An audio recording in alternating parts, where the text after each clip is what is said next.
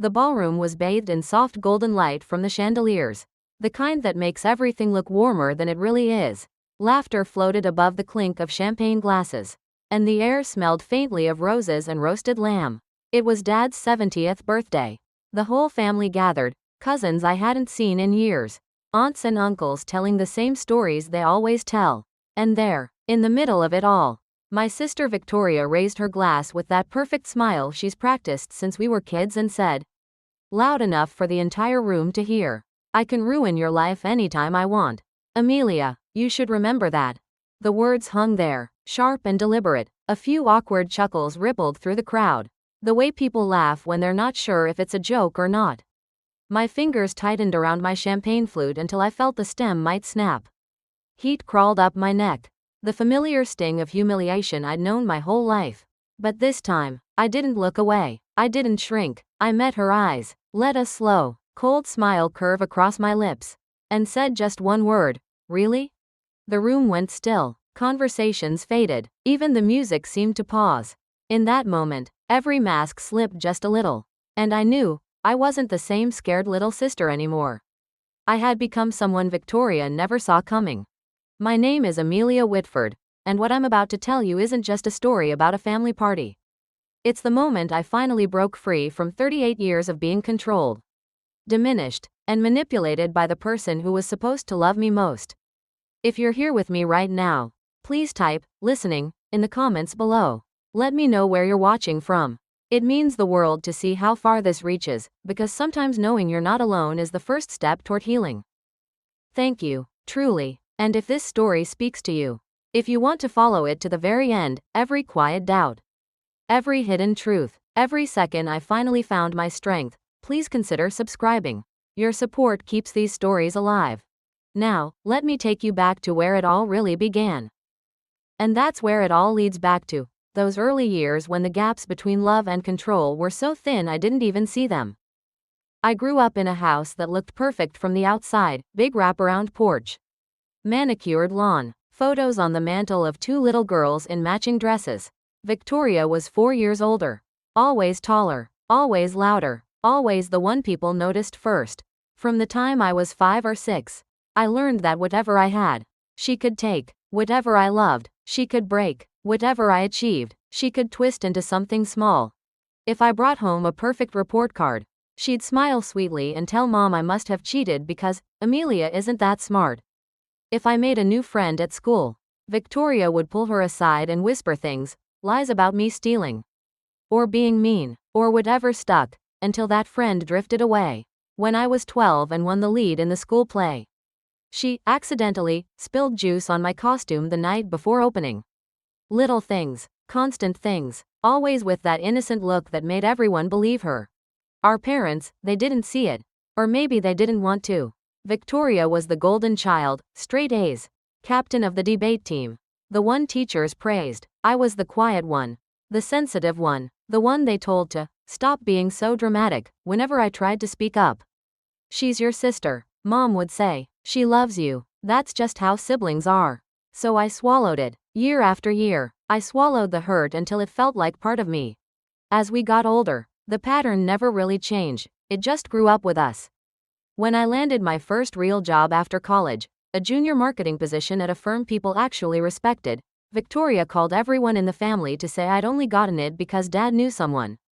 When I started dating a kind, steady man named Ryan, she invited him for coffee without telling me and planted doubts about my commitment issues. He ended things a week later. Every milestone I reached, she found a way to chip away at it. And still, I kept quiet, because she was blood, because family is supposed to stick together no matter what, because deep down, some part of me still hoped that one day she'd see me, really see me, and choose to be the sister I needed. But hope has a way of thinning out when it's never fed. About 2 years ago, something shifted. Our grandmother passed, Nana, the one person who always treated me like I mattered. In her will, she left me her lakeside cottage and a trust that would have given me real security for the first time in my life. It wasn't a fortune to some, but to me it was freedom. A place of my own. A safety net I'd earned through years of being the one who visited her every weekend, who listened to her stories, who held her hand when she got scared, Then the letter from the estate lawyer came, saying the cottage and trust had been redirected to Victoria because of a revised codicil, signed just weeks before Nana died. Nana, who'd been frail, confused on her bad days, heavily medicated toward the end. The signature looked shaky, nothing like her usual elegant script. I called Victoria. She answered with that light, breezy laugh. "Oh, sweetie, Nana changed her mind. She wanted me to have it. You understand, don't you? You're doing fine on your own." I wasn't fine, but I didn't fight, not then. Instead, I started paying attention in a way I never had before. And that's when the quiet watching began, the kind of watching that changes everything. For months after that call about Nana's will, I didn't confront Victoria. I didn't cry to mom or demand answers. Instead, I started paying attention the way you do when you finally realize the game has rules you never agreed to play. It started small. I noticed how Victoria always volunteered to help with anything involving family money, sorting Nana's paperwork, talking to the lawyers, even driving Dad to his appointments so she could keep an eye on things. She'd send me texts that sounded sweet on the surface, just making sure everything's handled so you don't have to worry. Little sis, but underneath, there was always that edge, like she was reminding me who was really in charge. Then came the comments that cut deeper. At family dinners, she'd laugh and say things like, "Amelia's always been the dreamer. Good thing someone practical is around to manage the important stuff." Or she'd post old photos on social media, me at 14 with braces and a bad haircut, tagging the whole family with captions like, "Remember when Amelia thought she could be a writer?" Cute, right? Everyone would like it, everyone would laugh, and I'd smile along because that's what I'd always done. But this time, I started keeping a record. I made a private folder on my phone, screenshots of her messages, voice memos of conversations where she'd casually mention how I wouldn't know what to do with the cottage anyway. I even recorded one phone call where she said, "Clear as day, Nana knew you'd just wasted. Amelia," she told me herself. A lie I knew was a lie because I'd been there the week before Nana passed, holding her hand while she whispered how proud she was of me, how the cottage was meant to be my safe place.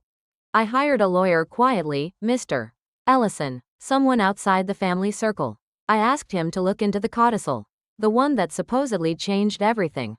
He was careful, professional, the kind of man who doesn't promise miracles but doesn't miss details either.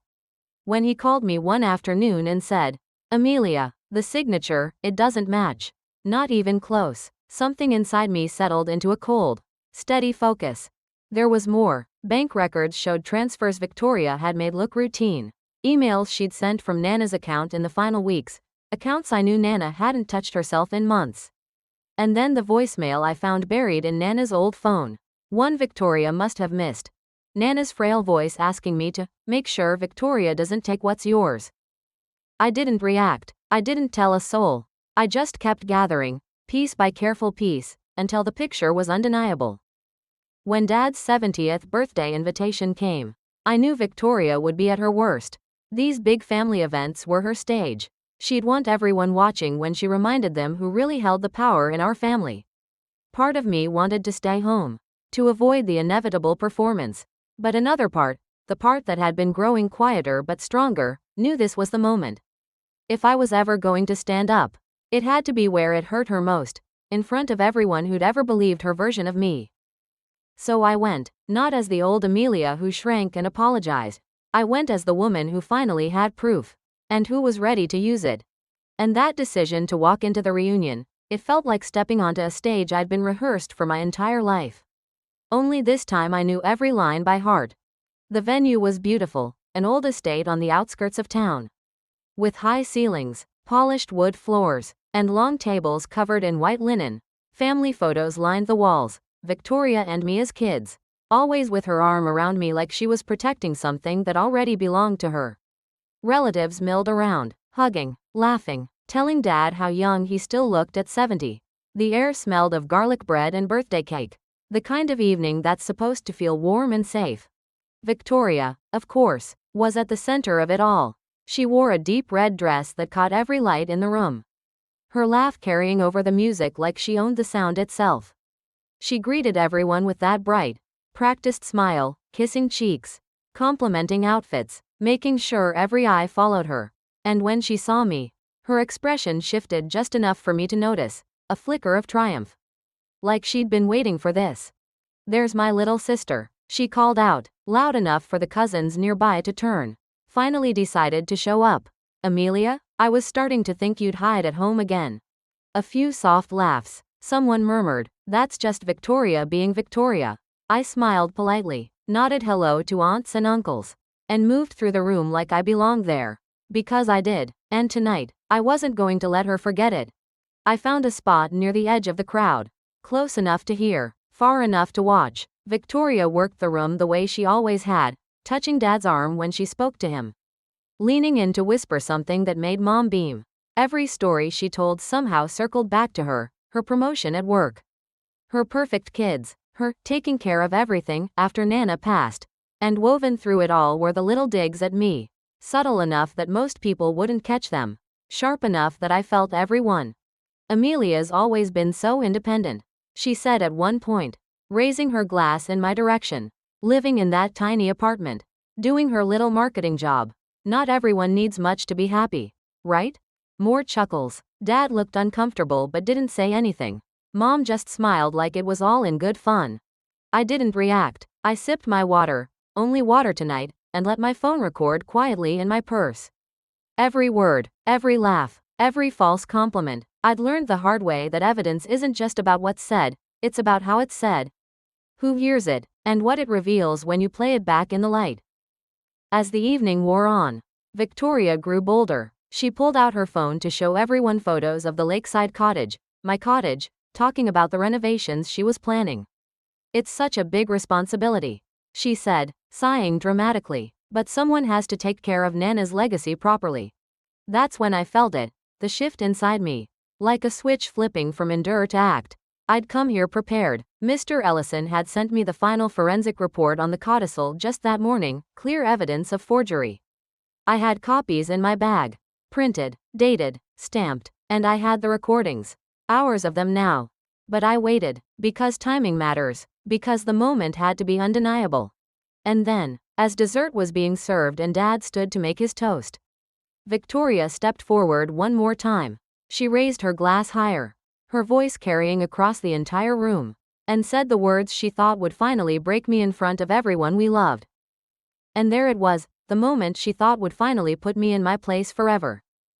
Dad had just finished his toast, something sweet about family being the greatest gift. About how proud he was of both his daughters. Everyone raised their glasses, smiles all around. Then Victoria stepped forward, her voice bright and cutting at the same time. "You know, Dad," she said, turning to the room with that dazzling smile, "we're so lucky to have each other.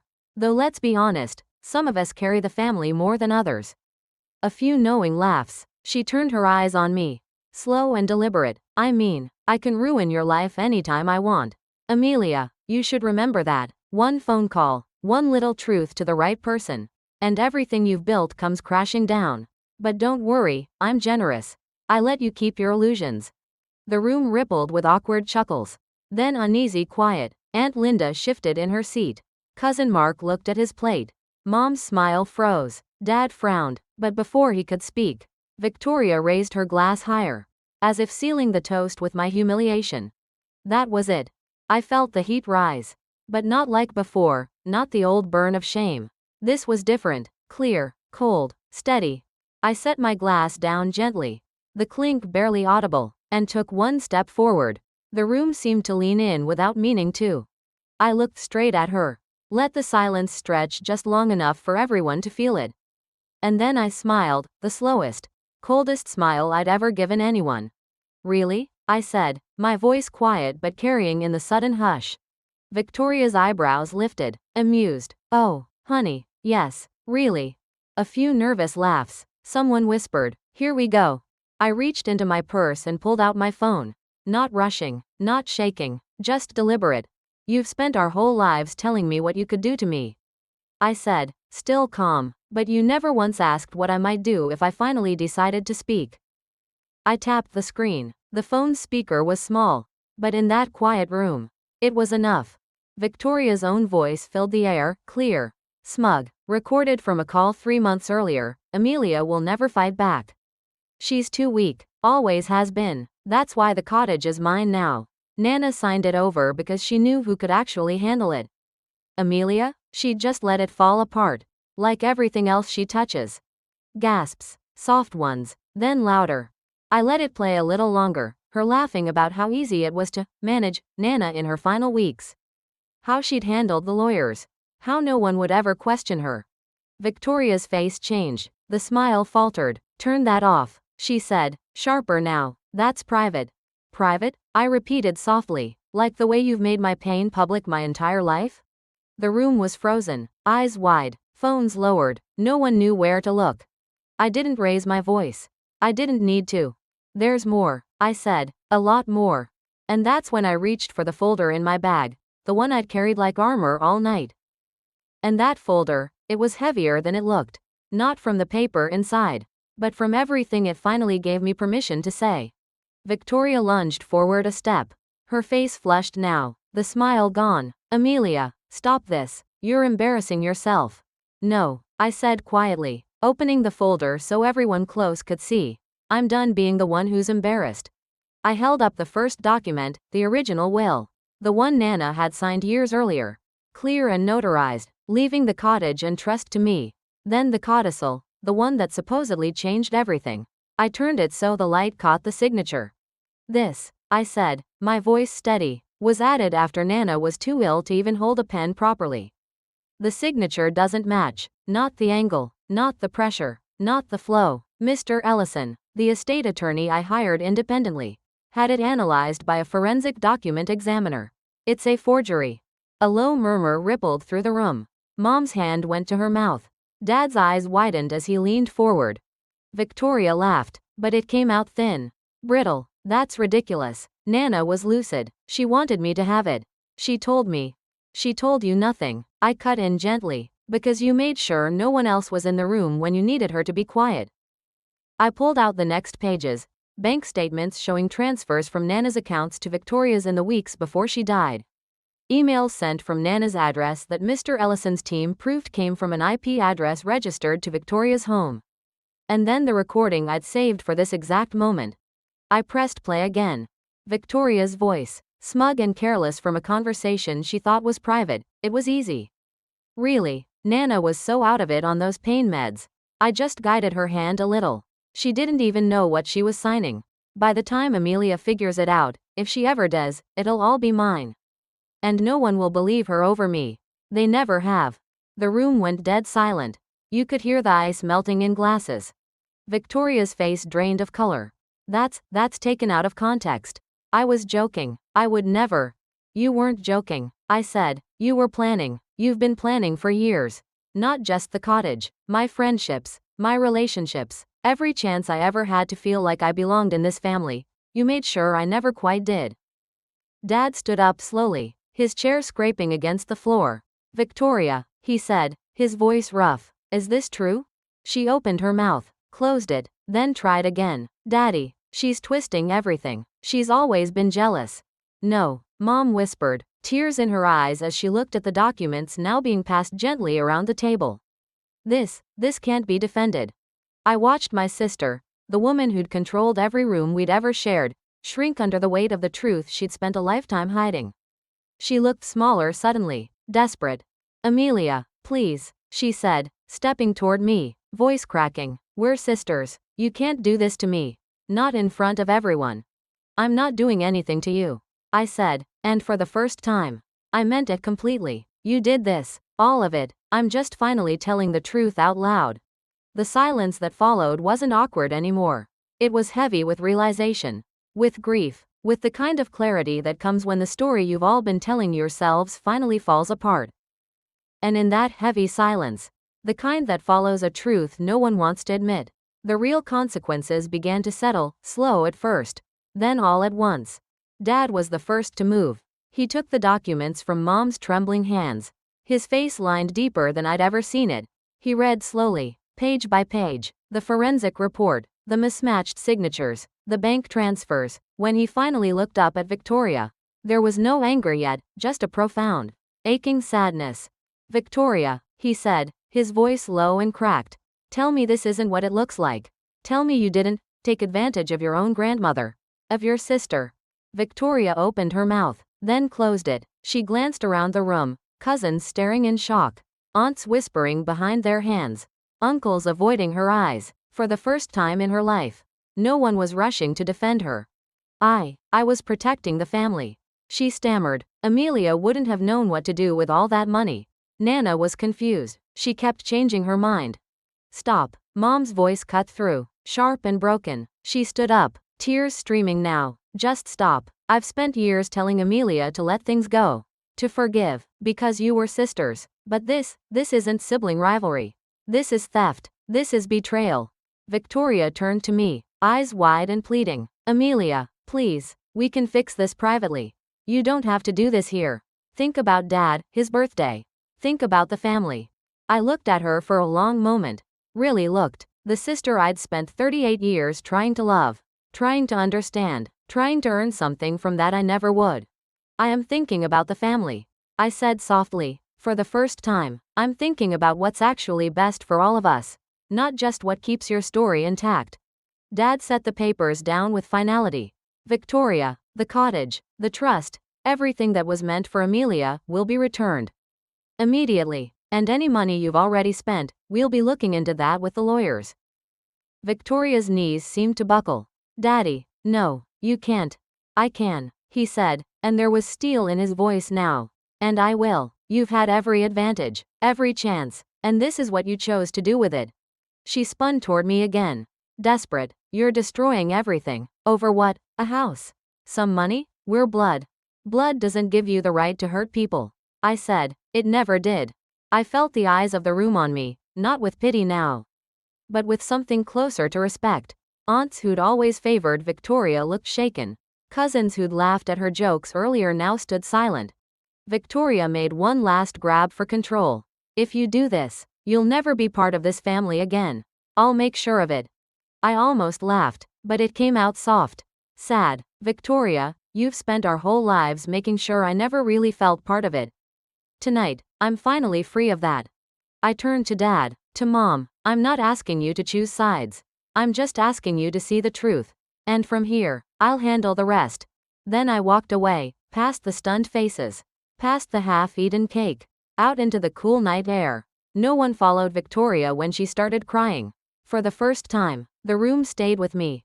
And walking out into that night air, it wasn't dramatic. Not the way movies make it seem. It was quiet. The stars were bright. The gravel crunched softly under my shoes. And for the first time in years, I could breathe without feeling someone else's hand on my throat. In the weeks that followed, everything moved quickly, but gently. Mr. Ellison handled the legal side. The codicil was invalidated. The forgery reported. The cottage and trust returned to me without a fight.